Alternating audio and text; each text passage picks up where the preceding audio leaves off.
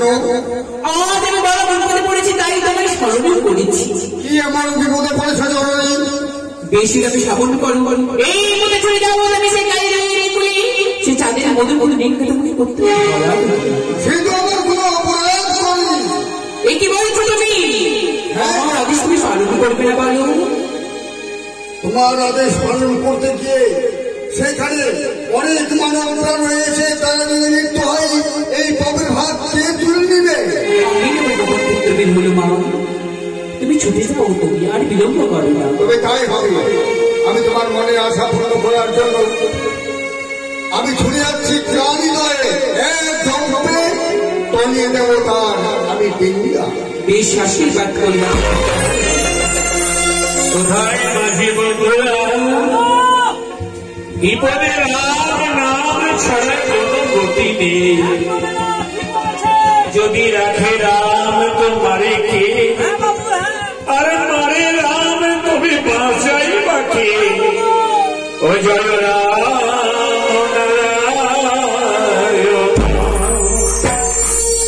রাম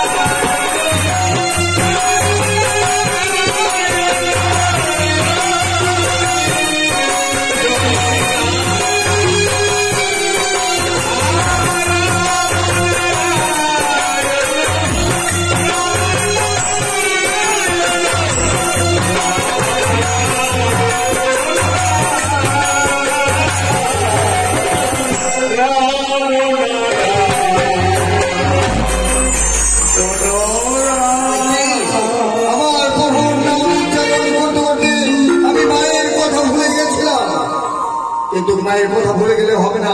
আমি যে তাই কথা দিয়ে এসেছি কি তার আমি ডিঙ্গা আমি ঘোরাডুবি করবো। পবনপুত্র হনুমান, রাম নাম স্মরণ করেছি বলে তুমি আমায় উদ্ধার করতে এসছো বলি?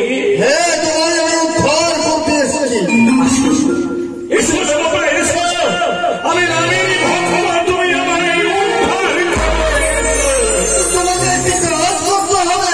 কি কাজ? অন্য কোনো কিছু নয়, আমার মায়ের চরণে তোমাকে পুষ্পাঞ্জলি দিতে হবে। তোমার মা সীতা জানকী দেবী তোমার কোনো অন্যায় করেনি, সীতাকে আমি পুজো করব। আমি সীতা দেবীর কথা বলিনি, তবে আমি বলেছি মা ভক্তবতীর চরণে পুষ্পাঞ্জলি দিতে হবে। একটা মুখ পুরো হনুমান, আমি সীতাই তোর মা। কবে থেকে কখন থেকে ওই ব্যাখ্যা খানি তোর মা হয়ে